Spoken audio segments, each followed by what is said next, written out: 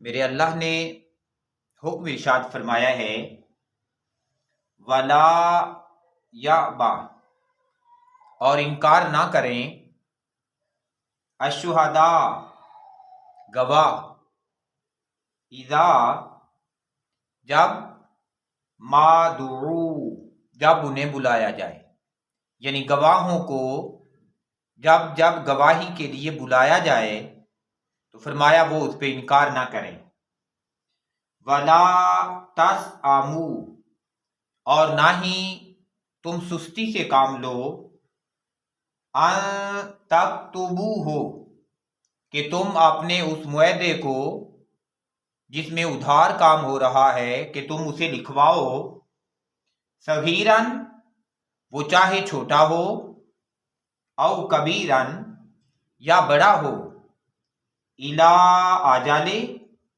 جب وہ ایک خاص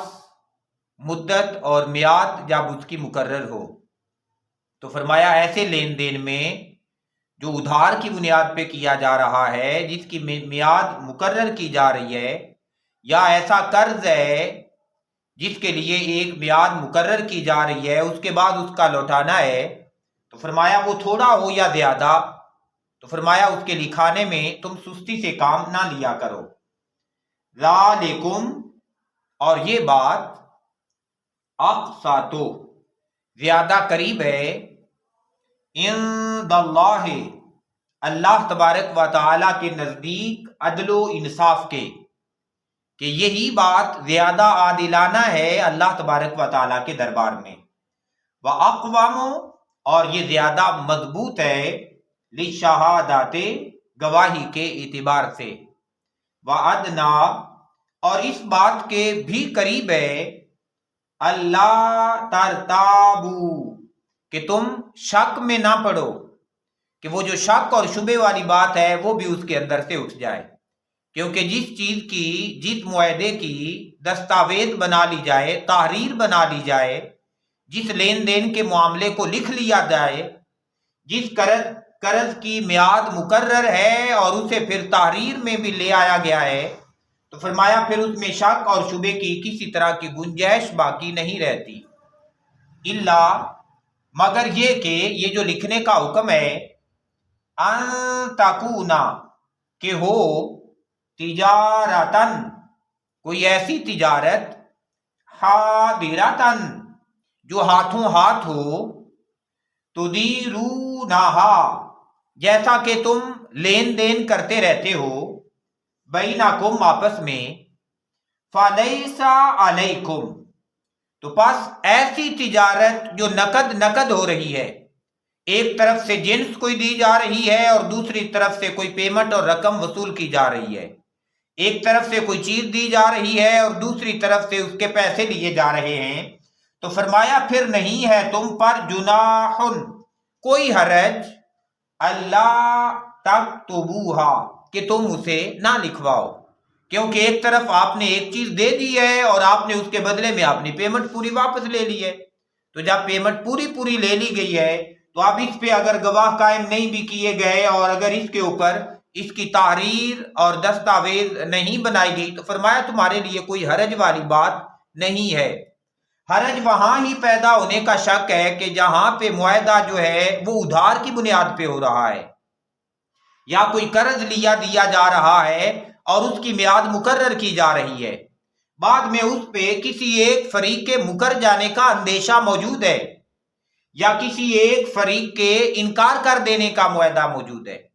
یا بعض دفعہ ایک بندہ زیادہ مطالبہ کر رہا ہوتا ہے اور دوسرا بندہ کم کی بات کر رہا ہوتا ہے کہ نہیں بھئی اتنا نہیں ہے، اتنا ہے، تو جہاں وہ ساری صورتیں پیدا ہو سکتی تھیں تو میرے اللہ نے پیشگی بندہ مومن کو، بندہ کو ان تمام صورتحال سے بچانے کے لیے ایک حل عطا فرما دیا ہے کہ فرمایا تم گواہ قائم کر لیا کرو اور اسے لکھ لیا کرو۔ میرے اللہ نے حکم ارشاد فرمایا ہے وَأَشْهِدُوا، اور گواہ قائم کر لیا کرو، اِذَا تَبَایَعْتُمْ، جب بھی کبھی تم ایسا لین دین کرنے لگو، ادھار کے معاملات جب بھی ہونے لگیں، ایسی بے ایسا لین دین، ایسی خرید و فروخت جب بھی ہونے لگے، یا ادھار کا معاملہ، قرض کا معاملہ جب بھی ہونے لگے، تو فرمایا پھر چاہیے یہی کہ تم اس کے اوپر گواہیاں قائم کر لو، اور جب گواہیاں قائم کر لی جائیں، گواہ بنا لیے جائیں، فرمایا ولا یضارا، پھر نقصان بھی نہ پہنچایا جائے، تکلیف نہ دی جائے، کاتبن، کاتب کو بھی، ولا شہید، اور نہ ہی گواہ کو بھی۔ یقیناً جو بندہ گواہ ہے اس کے بھی زندگی کے معاملات ہیں، اس کے بھی کام کاج کے سلسلے ہیں۔ اگر آپ کو اپنی گواہی کی ضرورت پڑ رہی ہے تو جس بندے نے گواہیاں قائم کی ہوئی ہیں، یہ اس کا حق اور ذمہ داری بنتی ہے کہ یہ ایڈوانس اپنے گواہ کو بتائے کہ ہمارا کل کو معاملہ ہے یا ہمارا آئندہ ہفتے کو معاملہ ہے، تو آپ نے ہمارے ساتھ گواہی کے لیے جانا ہے۔ اور پھر گواہی کے لیے آنے جانے پہ جو اخراجات ہونے ہیں، جسے ہم ڈی اے ٹی اے کہتے ہیں، وہ اس کے سفر کے اخراجات اگر پڑتے ہیں تو یہ اس بندے کی ذمہ داری اور ڈیوٹی بنتی ہے کہ جس نے گواہ قائم کیا ہے اس کے لانے لے جانے پہ اگر اخراجات ہوتے ہیں تو وہ بندہ اتنے ادا کرے، اور ایسے آسان طریقے سے ادا کرے کہ وہ جو نہ کاتب کو کسی قسم کی کوئی تکلیف اور پریشانی ہو، اور نہ ہی جو گواہ بندہ ہے اسے کوئی تکلیف اور پریشانی ہو۔ اور اگر گواہ ایک سے زیادہ ہے اور ایک گواہ سے کام چلتا ہے، تو پھر اگر ایک گواہ کسی مجبوری کی وجہ سے عذر کر کے نہیں جاتا ہے اور وہ دوسرے گواہ کو لے کے چلا جاتا ہے، تو پہلے گواہ پہ کسی قسم کا کوئی گناہ بھی نہیں ہے۔ تو فرمایا ان دونوں کو تکلیف بالکل نہ پہنچائی جائے۔ اس وجہ سے نہ پہنچائی جائے کہ معاملہ تو دو فریقین کا تھا، خریدار کا اور بیچنے والے کا، لیکن اس کے باوجود انہوں نے ساتھ انہیں سپورٹ کی ہے تاکہ ان کا معاملہ شرعی اصولوں کے مطابق ہو جائے اور کل کو یہ کسی تکلیف سے بچ جائیں۔ تو اگر انہوں نے ان کو تکلیف سے بچانے کے لیے اپنے آپ کو پیش کیا ہے تو آج انہیں ان لوگوں کو تکلیف نہیں دینی چاہیے۔ پھر ساتھ میرے اللہ نے ارشاد فرمایا وَإِن تَفْعَلُوا، اور اگر تم ایسا کرو، تم نے اگر ایسا کیا، فَإِنَّهُ، تو پس بے شک وہ، فُسُوقٌ بِكُمْ، تمہارے ذمہ گناہ ہے،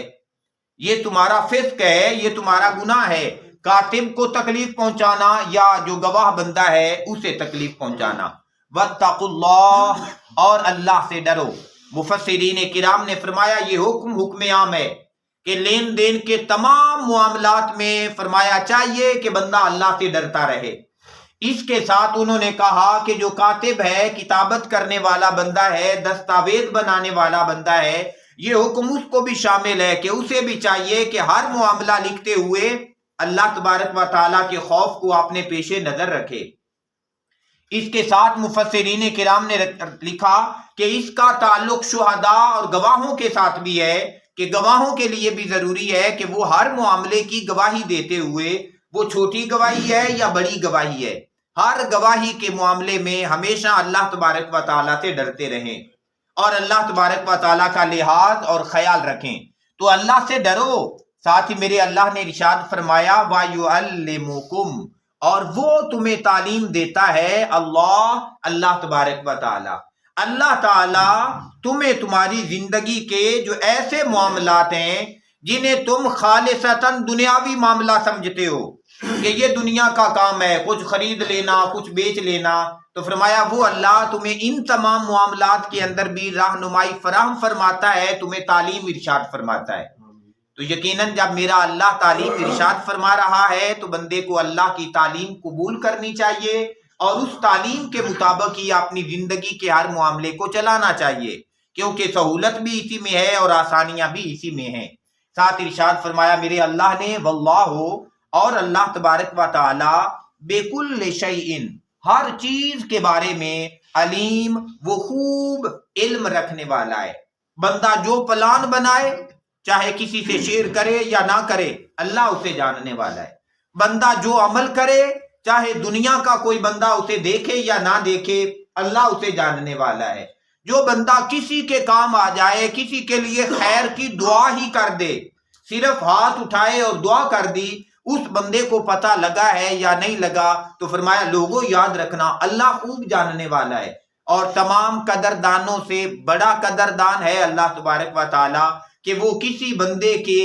نیکی کو ضائع نہیں ہونے دیتا، اور قیامت کے روز کسی کے گناہ کو، کسی کے ظلم کو چھپنے نہیں دے گا۔ ہر بندے کی نیکی بھی حاضر ہو جائے گی، ہر بندے کا ظلم اور زیادتی جو ہے وہ بلا کے سامنے کھڑا کر دیا جائے گا۔ اللہ تبارک و تعالیٰ سے دعا ہے کہ میرا اللہ ہمیں زندگی کے تمام معاملات اپنی دی ہوئی تعلیم کے مطابق بسر کرنے کی توفیق نصیب فرمائے۔ یہ جو مہینہ شروع ہو گیا ہے یہ بڑی رحمتوں اور بڑی برکتوں والا مہینہ ہے۔ اللہ کے محبوب نبی صلی اللہ علیہ وآلہ وسلم فرمایا کرتے کہ شعبان و شہری، فرمایا یہ شعبان کا مہینہ خالصتاً میرا مہینہ ہے۔ ام المومنین حضرت عائشہ صدیقہ رضی اللہ عنہا ارشاد فرماتی ہیں کہ اللہ کے محبوب نبی صلی اللہ علیہ وآلہ وسلم اگر رمضان کے مہینے کے علاوہ کسی مہینے میں سب سے زیادہ روزے رکھتے تو وہ شعبان کا مہینہ ہوتا۔ آقا علیہ الصلوۃ والسلام سے یہ بات پوچھی گئی، آقا علیہ الصلوۃ والسلام نے فرمایا بڑے ایسے لوگ ہیں جو اس مہینے میں شادی کی تیاری کر چکے ہوتے ہیں، حالانکہ بارگاہ الہی سے ان کا فیصلہ کوچ کا لکھا جا چکا ہوتا ہے۔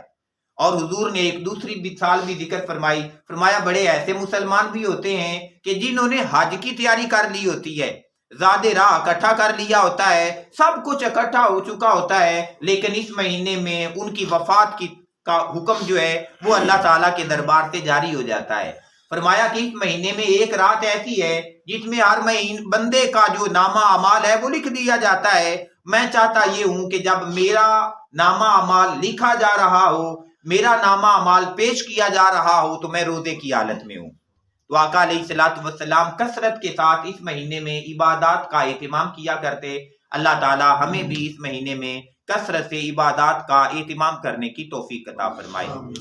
اللہ کا فضل ہوا، مسجد کا جو کام ہو رہا ہے اس کے تعاون کے لیے محترم راجہ رفت حیات صاحب کی طرف سے 20,000 روپے کا تعاون آیا ہے۔ میرا اللہ ان کا دیا اپنے دربار میں قبول بھی فرمائے، اور ان کے مرحومین کے لیے میرا اللہ اسے بہتر صدقہ جاریہ فرمائے۔ اللہم صلی علی سیدنا و مولا